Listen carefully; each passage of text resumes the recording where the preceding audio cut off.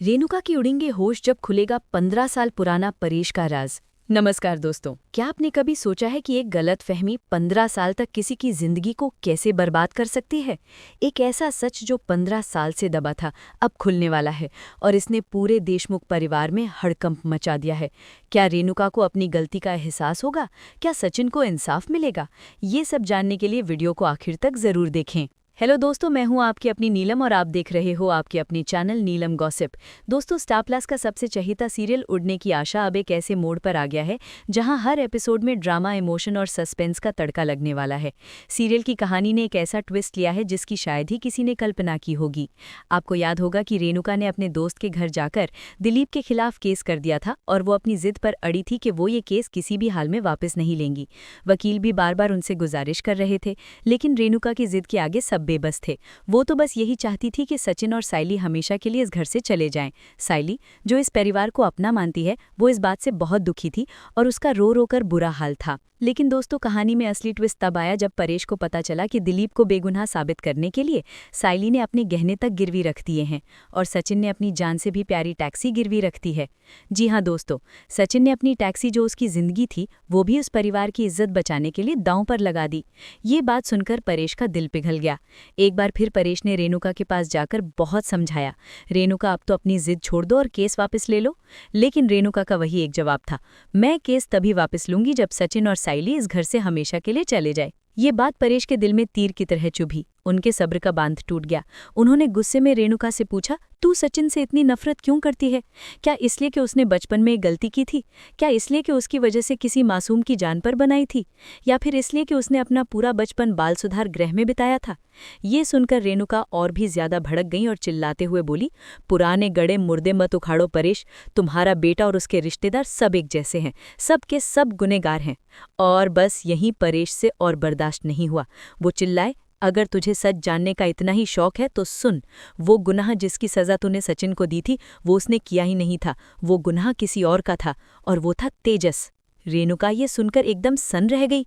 उन्हें अपने कानों पर यकीन नहीं हुआ। उन्होंने परेश से पूछा, क्या कह रहे हो परेश? तब परेश ने बहुत ही गंभीरता से ये सच्चाई बताई कि 15 साल पहले जो धक्का अंकित को लगा था वो सचिन ने नहीं बल्कि तेजस ने मारा था। अंकित के साथ जो कुछ भी हुआ उसका असली गुनहगार तेजस है, लेकिन अपने भाई को बचाने के लिए सचिन ने उस जुर्म को अपने सिर ले लिया। उसने अपना बचपन, अपनी पढ़ाई, सब कुछ कुर्बान कर दिया और हर ताना सहा सिर्फ अपने परिवार के लिए। ये सुनकर रेणुका को एक बहुत बड़ा झटका लगा। उनकी आंखों के सामने 15 साल की सारी घटनाएं घूमने लगी। उन्हें एहसास हुआ कि उन्होंने इतने सालों तक एक बेगुनाह को अपराधी समझा और उस बेगुनाह ने फिर भी परिवार के लिए इतना कुछ किया।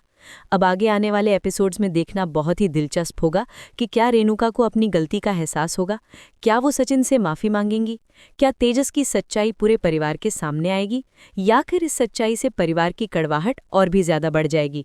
इन सारे सवालों का जवाब आपको आने वाले एपिसोड्स में मिलेगा। दोस्तों, ये सीरियल अब एक बहुत ही इमोशनल और सस्पेंस से भरी कहानी लेकर आ रहा है। ये ट्विस्ट कहानी को पूरी तरह से बदल कर रख देगा। दोस्तों, आज का उड़ने की आशा का एपिसोड इतना धमाकेदार था कि मैं तो अपनी कुर्सी से हिल भी नहीं पाई। एक ऐसा फैसला, एक ऐसी शर्त जो पूरे देशमुख परिवार की जिंदगी बदलने वाली है। क्या आप यकीन करेंगे कि एक माफी की कीमत इतनी बड़ी हो सकती है? और वो चिट्ठी भाई साहब, उनका नया खेल देखकर तो मेरे होश उड़ गए। क्या दिनेश सच में मरा नहीं? ये सब क्या चल रहा है? रुकिए, सब कुछ बताएंगे विस्तार से, लेकिन उससे पहले जल्दी से इस वीडियो को लाइक कर दीजिए, अपने दोस्तों के साथ शेयर कर दीजिए, और अगर आपने अभी तक नीलम गॉसिप को सब्सक्राइब नहीं किया है तो जल्दी से सब्सक्राइब बटन दबाकर घंटी का आइकन भी प्रेस कर दीजिए ताकि उड़ने की आशा का कोई भी अपडेट आपसे मिस ना हो। तो चलिए बिना किसी देरी के शुरू करते हैं आज की 21 सितंबर के एपिसोड का धमाकेदार रिव्यू। आज के एपिसोड की शुरुआत होती है एक ऐसे माहौल से जहां चिंता और तनाव साफ झलक रहा है। सचिन और साहिली वकील के ऑफिस में बैठे हैं और वकील साहब उन्हें समझा रहे हैं कि वक्त बहुत कम है। दिलीप के पकड़े जाने से पहले ही उन्हें कोई ठोस कदम उठाना होगा। सोचिए, एक परिवार का बेटा पुलिस के शिकंजे से बचने के लिए छिपा हुआ है और उसके अपने ही परिवार के लोग उसे बचाने की जद्दोजहद में लगे हैं। कितनी मुश्किल घड़ी है ये। वकील साहब बिल्कुल सही कह रहे थे कि पुलिस सबसे पहले रिश्तेदारों और जानकारों की ही छानबीन करेगी, और यही वो बात है जो सचिन और साहिली को डरा रही है। तभी वकील साहब एक ऐसा सवाल पूछते हैं जिससे हमें भी थोड़ी हैरानी होती है। वैसे दिलीप है कहाँ? और सचिन बताता है कि दिलीप उसके एक दोस्त के घर छिपा है। अब ये दोस्त कौन है, कहाँ है, ये तो हमें बताया नहीं गया, लेकिन इतना तो तय है कि हालात काफी गंभीर है। वकील साहब ने भी कह दिया कि वक्त बहुत कम है, उन्हें तुरंत कोई रास्ता निकालना होगा। और साहिली बेचारी, उसकी आंखों में आंसू थे जब उसने वकील साहब से मदद की गुहार लगाई। उसने बताया कि पुलिस पहले ही उसकी मां को पूछताछ के लिए ले गई थी और बड़ी मुश्किल से उन्हें छुड़वाया गया था।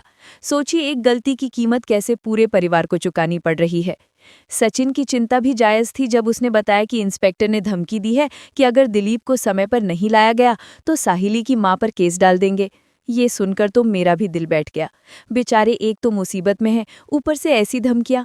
लेकिन वकील साहब, वो तो वकील है, उन्होंने फौरन उन्हें समझाया कि इंस्पेक्टर केवल डराने की कोशिश कर रहा है, उनके खिलाफ कोई ठोस केस नहीं बन सकता और वो खुद इंस्पेक्टर से बात कर लेंगे। ये सुनकर थोड़ी राहत की सांस तो मिली है ना।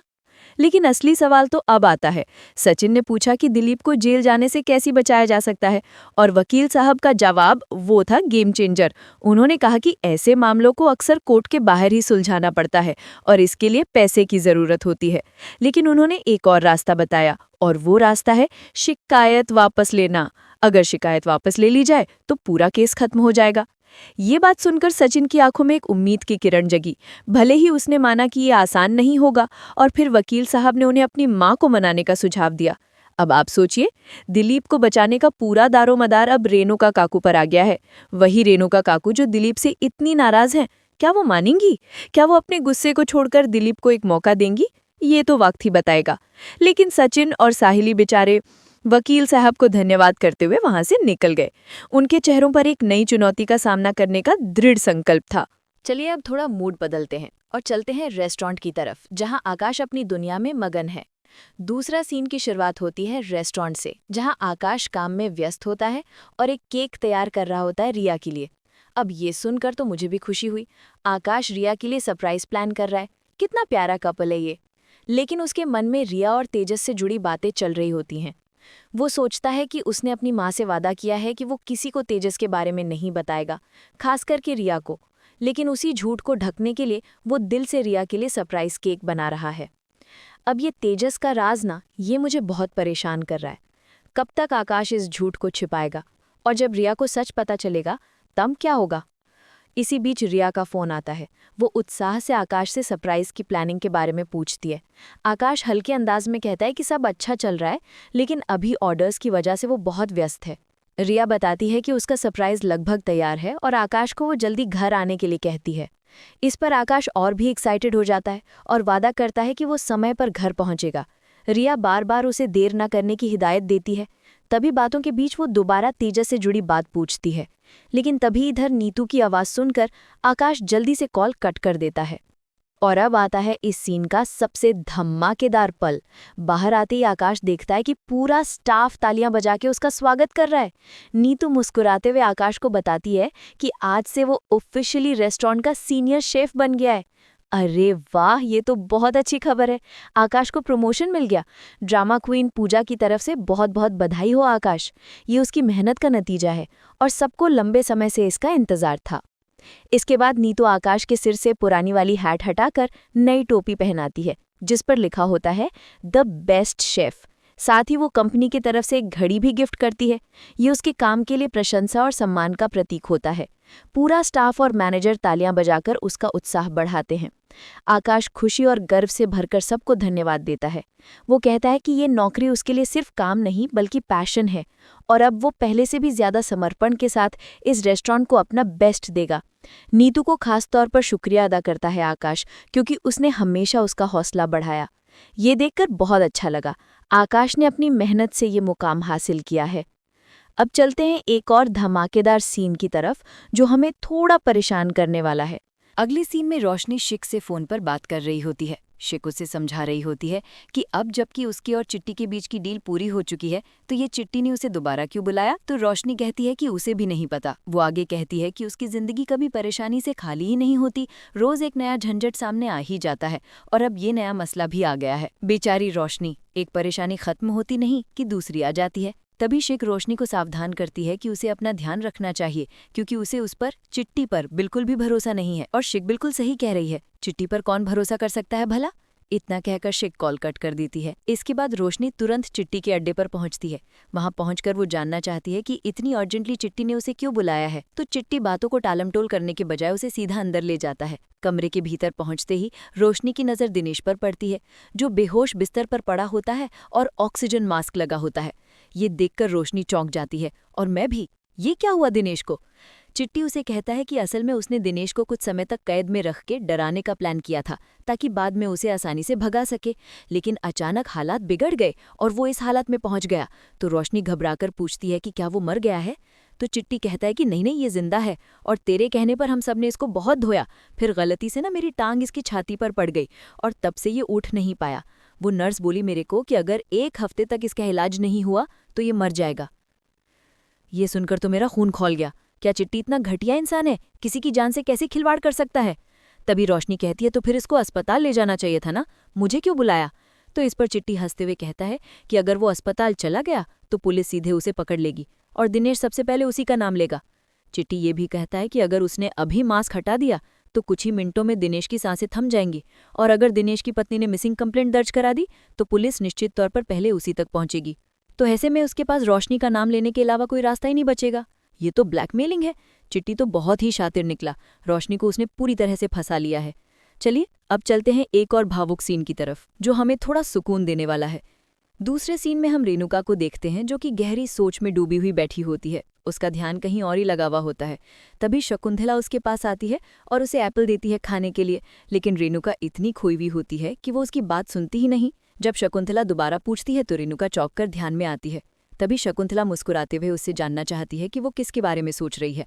उसे साफ अंदाजा होता है कि रेणुका के ख्यालों में परेश ही हैं। तो रेणुका तुरंत इनकार करती है और कहती है कि वो क्यों परेश को याद करेगी। लेकिन अगले ही पल वो मान लेती है कि चाहे नाराजगी हो जाए, परेश हमेशा उसे पल भर में मना लेते थे। हाँ, एक बार उनका झगड़ा लंबा खिंच गया था, लेकिन इसके बाद कभी भी एक दूसरे से दूर नहीं रहे। शकुंतला उसे समझाती है कि अगर इतना प्यार है तो फिर लड़ाई क्यों।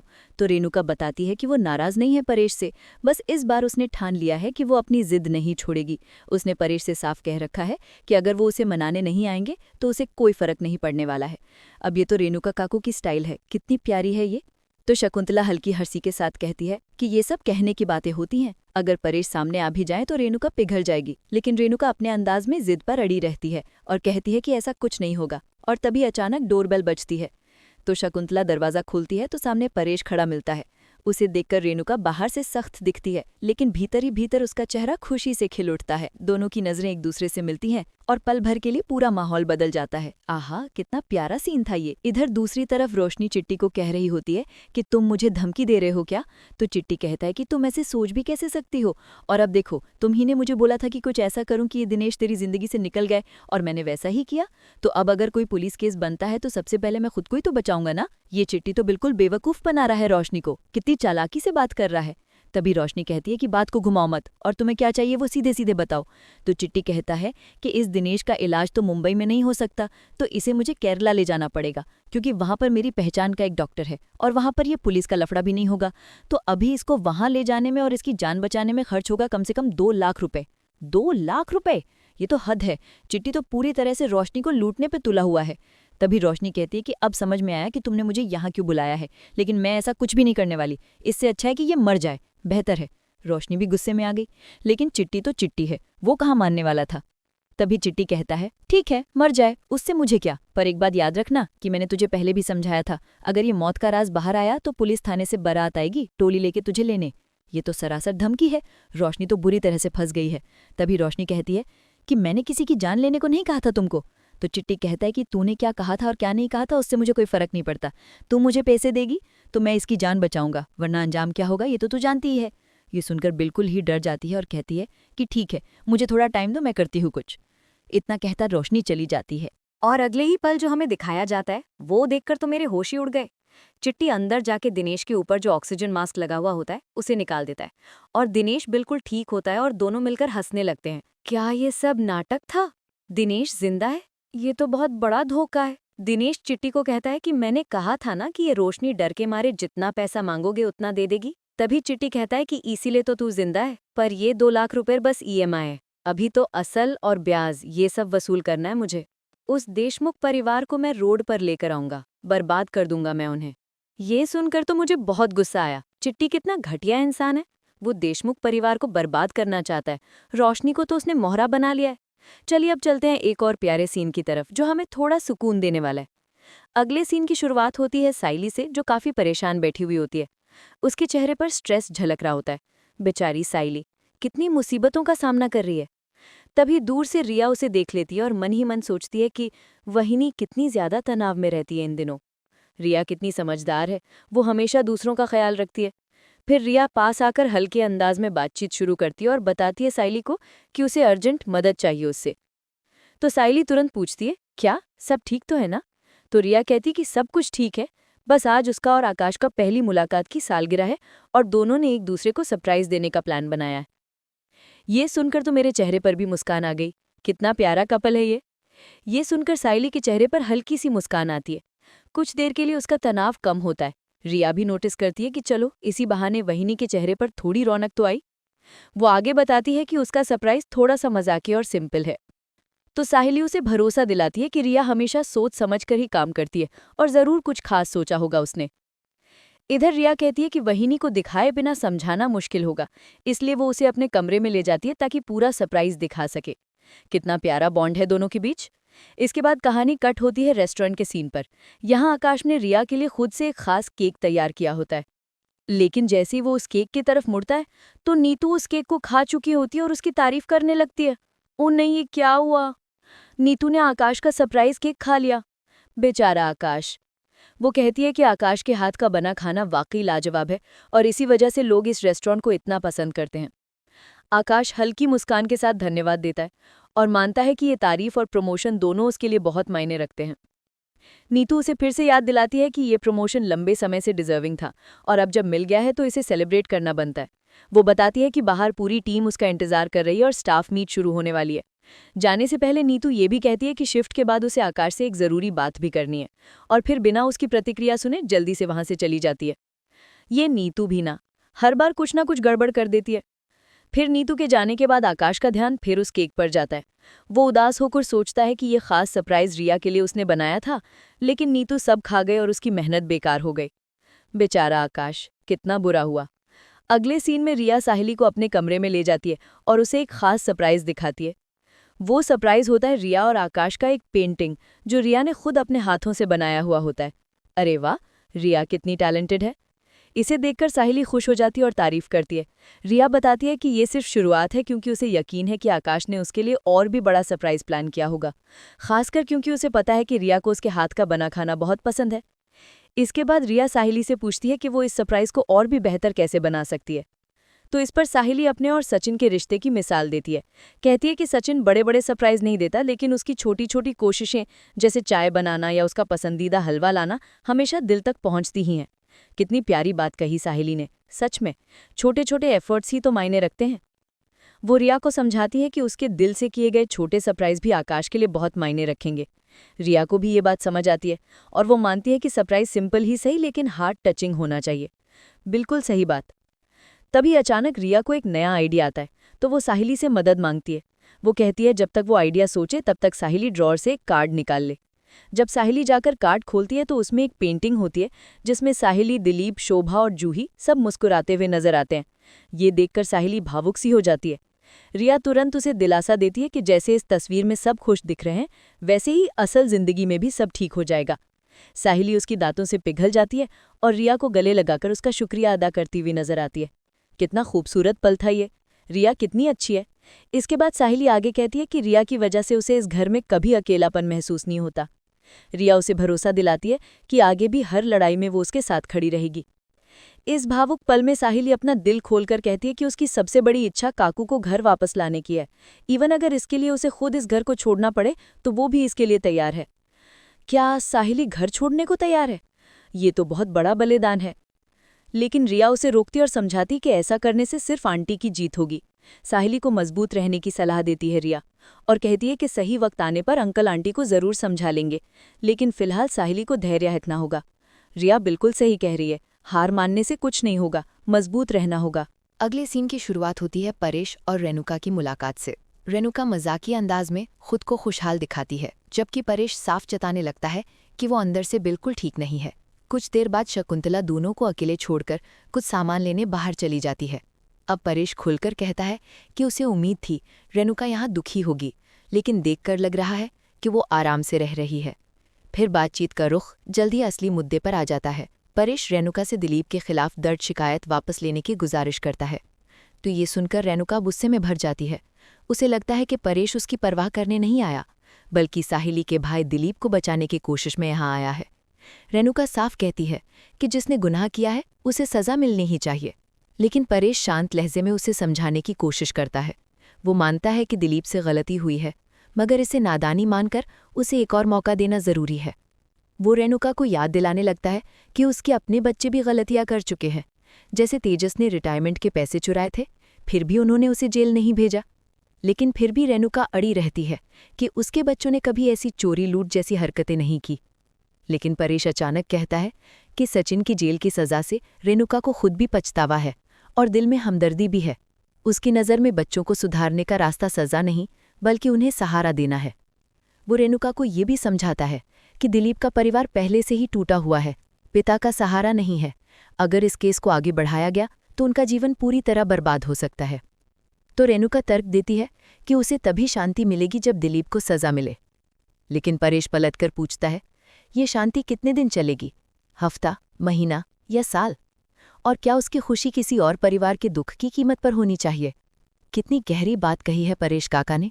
सच में किसी के दुख की कीमत पर खुशी नहीं मिल सकती।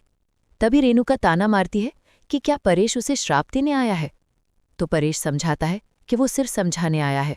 वो ये भी याद दिलाता है कि उसकी माँ हमेशा कहा करती थी, दूसरों को माफ़ करो, भगवान भी हमारी गलतियाँ माफ़ करता है। तो इसलिए वो बस एक और मौका देने की अपील कर रहा है। फिर लंबी बहस के बाद आखिरकार रेणुका मान जाती है। क्या रेणुका मान गई? ये तो बहुत अच्छी खबर है। लेकिन उसकी एक शर्त होती है, वो शिकायत तभी वापस लेगी जब साहिली इस घर को छोड़कर चली जाएगी, क्योंकि वो उसके साथ रहना बर्दाश्त नहीं कर सकती। क्या साहिली को घर छोड़ना होगा? ये कैसी शर्त है? ये तो बहुत बड़ा ट्विस्ट है। ये सुनकर परेश हैरान रह जाता है, और मैं भी। ड्रामा क्वीन पूजा की तरफ से मैं कह रही हूँ कि ये तो बहुत ही दिल दहला देने वाला फैसला है। एक बच्चे को बचाने के लिए दूसरे को घर छोड़ना होगा, ये कैसी कुर्बानी है? और इसी चौंकाने वाले मोड़ पर आज का ये एपिसोड यहीं ख़त्म होता है। तो दोस्तों, आज का ये वीडियो आपको कैसा लगा? क्या आप भी मेरी तरह इस ट्विस्ट से हैरान हैं? क्या साहिली घर छोड़कर चली जाएगी? क्या रेणुका काकू अपनी जिद पर अड़ी रहेंगी? और चिट्टी का वो नया खेल, क्या रोशनी उसकी चाल में फंस जाएगी? अपने विचार मुझे कमेंट के ज़रिए ज़रूर बताइएगा। और हाँ, कमेंट को हाइप करना भी मत भूलिएगा। मिलते हैं अगले वीडियो में।